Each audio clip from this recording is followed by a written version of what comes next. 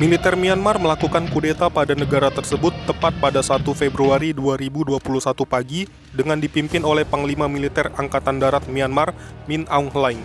Tindakan tersebut memperpanjang kekuasaan Jenderal Min Aung Hlaing yang seharusnya pensiun sebagai Panglima Militer musim panas ini. Namun apa sebenarnya penyebab kudeta militer Myanmar? Ketidakstabilan politik di Myanmar diawali sejak dilakukannya pemilu pada bulan November tahun 2020 silam.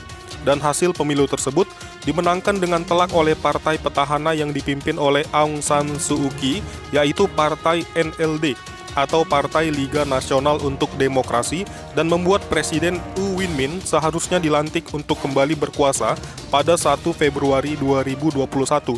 Namun ironisnya, justru pada hari itu pula mereka berdua ditangkap secara paksa oleh militer Myanmar. Pasalnya, kemenangan telak Partai NLD dianggap tidak sah karena dianggap syarat akan kecurangan.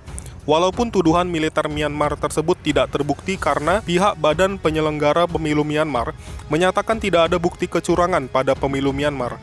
Para jenderal militer juga menuding bahwa pemerintah seharusnya menunda proses pemilu karena alasan COVID-19.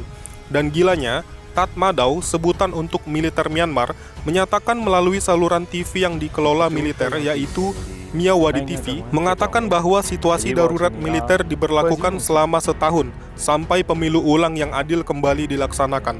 Pembaca berita di TV militer tersebut mengatakan bahwa pihak militer bukan melakukan kudeta, namun sesuai dengan hukum konstitusi tahun 2008 menyatakan bahwa militer berhak menyatakan situasi negara dalam keadaan darurat dan mengambil alih pemerintahan sampai situasi negara benar-benar pulih.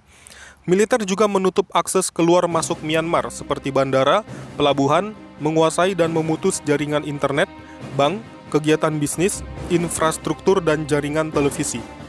Rakyat Myanmar berbondong-bondong menyerbu pasar dan minimarket untuk memborong bahan pangan dan mengantre di mesin ATM untuk menarik uang sebanyak-banyaknya. Gila bukan? Namun apakah sesepele itu masalahnya sehingga militer di negara tersebut dengan begitu mudahnya mengambil alih pemerintahan? Ternyata kita perlu mengetahui sejarah dari negara Myanmar agar bisa paham. Negara Myanmar merupakan negara yang selama 50 tahun telah dipimpin secara diktator oleh junta militer secara brutal, yang saat itu Myanmar masih bernama Burma. Sejak tahun 1962, junta militer telah memiliki pengaruh ke seluruh lapisan elemen masyarakat hingga ke seluruh bagian pemerintahan Myanmar. Artinya, pengaruh militer sudah memiliki akar dan kaki tangan di mana-mana. Bahkan walaupun pada tahun 2011 di mana Myanmar mulai melakukan proses demokratisasi negara, yaitu terlepas dari junta militer, namun militer tidak pernah benar-benar berada di bawah sipil. Bahkan walaupun Myanmar sudah menjadi negara demokrasi dan dipimpin oleh Partai NLD sebagai partai pelopor demokrasi di Myanmar, militer tetap mendapatkan keistimewaan di dalam pemerintahan, di mana pihak militer memegang jabatan-jabatan strategis dalam kabinet, yaitu pertahanan, perbatasan, dan dalam negeri. Bahkan militer Myanmar pun menguasai kepolisian. Pantas dengan mudahnya mereka melakukan kudeta militer. Hal ini membuat kita paham dengan kondisi negara Myanmar, di mana sebenarnya militer memang sejak dulu memiliki pengaruh besar di negara tersebut. Dan walaupun Myanmar sudah berubah menjadi sebuah negara demokratis sejak 2011, namun hingga kini bayang-bayang kediktatoran junta militer masih sangat kuat terasa di negeri tersebut.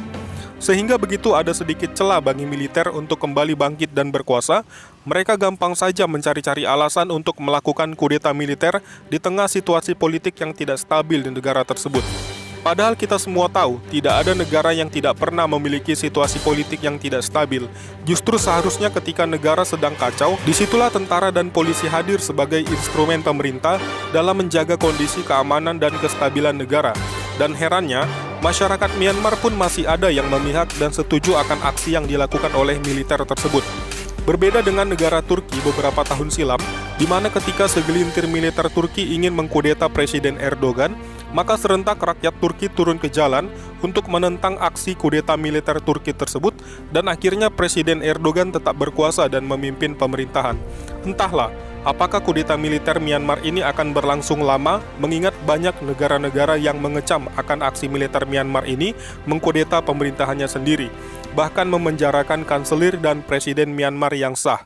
Apalagi Joe Biden, Presiden Amerika, sudah mulai memberikan sinyal tidak senang dan mengancam militer Myanmar bila tidak segera membebaskan pemimpin Partai Demokrasi NLD sekaligus Kanselir Myanmar yaitu Aung San Suu Kyi dan Presiden Myanmar U Win Mint. Kita tunggu saja.